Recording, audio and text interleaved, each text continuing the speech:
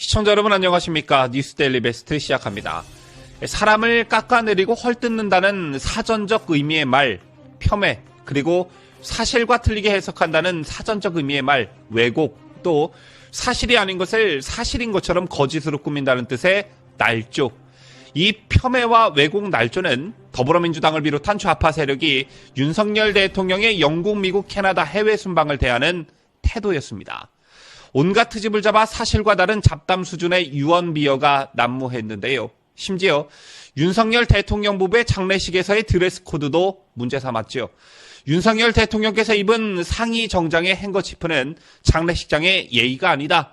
김건희 여사가 머리에 쓴 망사 모자는 영국 왕실의 로열 패밀리만 쓰는 것이다. 이런 글들이 인터넷에 버젓이 돌아다녔고 인터넷 공간이란 특성상 삽시간에 널리 전파됐습니다. 하지만 알고 보니 모두가 가짜 뉴스였지요. 영국 왕실이 망사 모자를 써줄 것을 요청했다는 것이었습니다. 자, 이런 가짜 뉴스가 퍼지는 중심에 여권 인사들이 그 중심에 있었습니다. 황희두 노무현재단 이사는 결국 김건희 여사의 망사 모자가 영국의 로열 패밀리만 착용하는 아이템이라고 주장했다가 허위사실 유포로 고발당했고요. 이런 황희두의 허위사실 유포는 김어준의 뉴스공장에서 비롯된 것이었습니다. 김어준은 자신이 운영하는 뉴스공장에서 영국 로열 장례식에는 전통이 있다며 로열 패밀리의 여성들만 망사를 쓰는 것이다. 적어도 영국에서는 그렇다. 모르시는 것 같아서 알려드린다는 취지의 발언을 했는데요. 정작 몰랐던 건 국민들이 아니라 김어준이었던 셈이지요. 결국 김어준도 황희두와 함께 같은 혐의로 고발당했습니다. 이 과정에 논란이 확산이 되자 대통령실이 해명에 나섰는데요. 바쁜 대통령의 순방을 뒷받침하는데 모든 시간과 에너지를 쏟아부어도 모자랄 판국에 엉뚱한 가짜뉴스의 해명에 시간과 에너지를 소비해야 했습니다.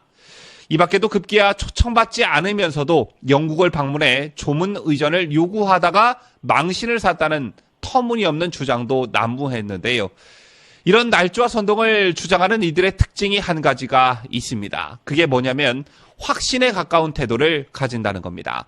앞서 말씀드렸지만 김어준은 김건희 여사가 쓴 망사 모자가 영국 왕실의 로열 패밀리만 쓰는 것이라고 주장을 하면서 모르시는 것 같아서 말씀드리는 거다. 이렇게 첨언했습니다. 제처럼 확신에 가까운 태도를 가지고 있으니 많은 국민들이 현혹당할 수밖에 없는 것이고 이 같은 허위 날조를 하나하나씩 걷어낼 수밖에 없는 것인데요. 즉 허위 내용과 억지 주장을 무책임하게 내뱉어 놓고 이게 엄청난 속도로 확산하면 대통령실과 여권이 직접 나서 진화에 나서는 일종의 소모전 양상이 반복되고 있습니다. 급기야 영국 왕실과 대사관까지 나서 윤 대통령 부부의 조문과 영국 일정에 아무런 문제가 없었다 이렇게 설명하기까지 이르렀죠. 아마 이 같은 일종의 해명을 내놓은 영국 왕실이나 영국 대사관도 정말 어처구니가 없었을 것입니다. 한국이라는 나라는 도대체 어떤 나라길래 조문 일정은 물론 대통령과 영부인의 드레스 코드마저 선동의 대상으로 삼나 정말 어처구니가 없었겠지요. 지난 방송에서 잘 알려지지 않은 윤 대통령의 미국 뉴욕 순방에서 있었던 미국의 특별 대우를 보도해드린 바 있습니다. 윤 대통령의 뉴욕 방문 당시 바이든 대통령은 뉴욕의 교통 혼잡 상황을 피할 수 있도록 순찰차를 이용한 교통통제 등 이례적인 조치를 해주면서 한미 관계의 굳건함을 보여준 것으로 알려졌는데요. 뉴욕시경 관계자의 표현에 따르면 다자 외교에서 순찰차를 이용한 교통통제는 매우 이례적인 조치로 올해 가장 적극적으로 조치를 취한 것이라 하고요. 이 밖에 외국 정상이 미국 대통령과 같은 숙소에 머물게 되면 다른 나라 경호원의 총기 소지를 허락하지 않는다고 하는데 한국 대통령실 경호원들에게는 총기 소지를 특별히 허락했다고 합니다. 자, 그런데 이 같은 특별 대우가 미국뿐 아니라 영국에서도 있었던 것으로 뒤늦게 알려졌습니다. 영국 경호팀에서 이런 수준의 예우는 놀랄 만큼 이례적이다 이런 표현이 나오기도 했다는데요. 윤석열 대통령의 엘리자베스 2세 영국 여왕 조문 일정이 조정된 후 민주당을 비롯한 좌파 일각에서 제기된 홀대 의혹이 전혀 사실이 아닌 것으로 확인됐다는데 그 의미가 있는 보도로 할 수 있습니다. 앞서도 말씀을 드렸지만 조문 홀대 의혹의 골자는 윤 대통령이 초청도 받지 않았으면서도 막무가내식으로 영국을 방문해 영국 측의 조문 의전을 요구하다가 망신을 샀다 이거였는데요. 쉽게 설명하면 영국이 대한민국 대통령 윤석열을 우습게 보면서 인정하지 않았다는 일종의 선전선동이었습니다.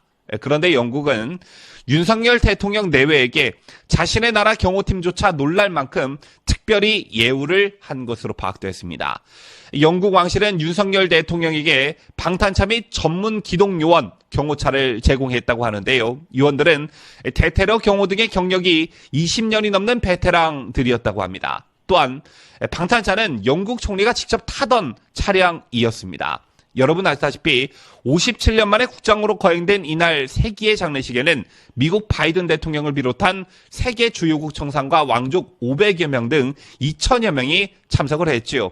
제 중에 직접 경호 차량을 영국으로 가져간 미국 바이든 대통령을 제외하곤 차량을 제공받을 수밖에 없었는데, 반면 다른 나라 대부분의 지도자들은 렌탈 차량을 이용한 것으로 알려졌습니다. 또 이번 경호 수준은 문재인이 지난 2021년 G7 정상회의 참석을 위해 영국을 방문했을 때보다 한 차원 높은 단계였다고 합니다. 따라서 최소한 경호 예우를 봤을 때 세기의 장례식이라는 혼잡한 상황 속에서도 영국은 문재인보다 윤석열 대통령을 더 예우한 셈입니다. 더군다나 사실 이번 윤 대통령의 방문은 갑작스러운 일정이었지요.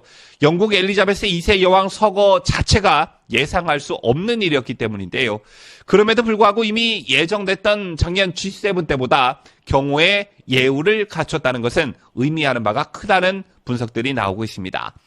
이와 관련해 대통령실 관계자는 공항에서 국왕 리셉션 행사장까지 에스코트 제공 2시간 이상 소요되는 체증 구간을 1시간 20분 만에 주파했다며 영국은 이 같은 예우를 미국 등 소수 국가에게만 갖췄다 이렇게 말했습니다.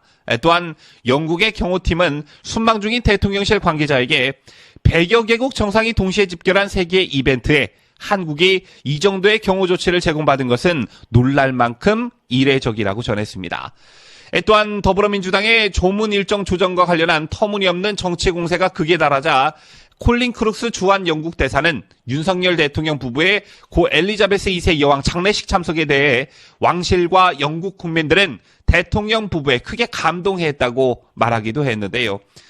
상황이 이러함에도 문재인 정부 탁현민 전 의전비서관은 엘리자베스 2세 영국 여왕 조문 일정이 조정된 것과 관련해 조문은 일종의 패키지인데 육개장만 먹고 발인 보고 왔다는 것이라며 선전선동하기 바빴지요. 그러다 결국 윤 대통령이 조문록 왼쪽에 쓴 것은 잘못이라고 아는 척을 했다가 결국 사실이 아닌 것으로 밝혀져 개망신을 당하기도 했습니다.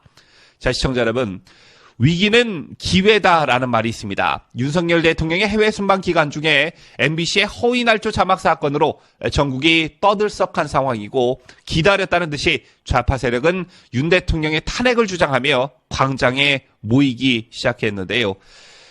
부끄러운 역사지만 대한민국의 거짓 선동의 이력은 결코 짧지가 않습니다. 미국산 쇠고기 광우병 파동이 있은 지 15년이 지났죠.